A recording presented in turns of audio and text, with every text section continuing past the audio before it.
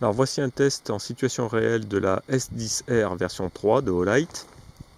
Alors sans surprise, le mode à 15 lumens est vraiment très faible pour bien y voir en extérieur. Donc je passe tout de suite au mode à 120 lumens.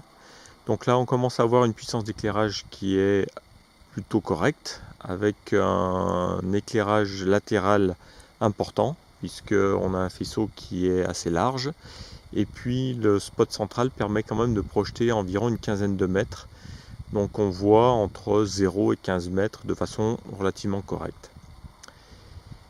Mais le plus intéressant, c'est le mode à 600 lumens, où là, on a vraiment un très bon éclairage, avec un faisceau parfaitement équilibré entre le point central et la périphérie.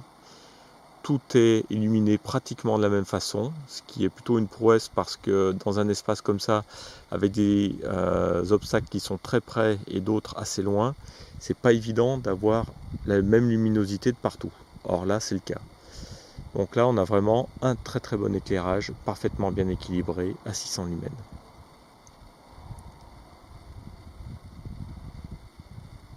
On voit très bien la cabane écureuil. Le faisceau est large, je suis obligé d'avancer fortement la lampe pour qu'on puisse voir le bord du faisceau.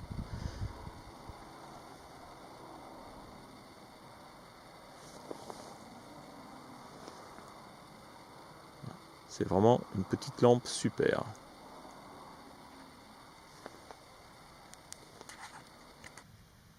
Voici la S10R sur un petit sentier de forêt, où là encore l'éclairage périphérique est vraiment très bon, donc on voit très bien à proximité, mais le spot central permet quand même de voir à peu près une quarantaine de mètres devant nous, donc on est quand même dans une position très confortable pour pouvoir marcher correctement de nuit en extérieur.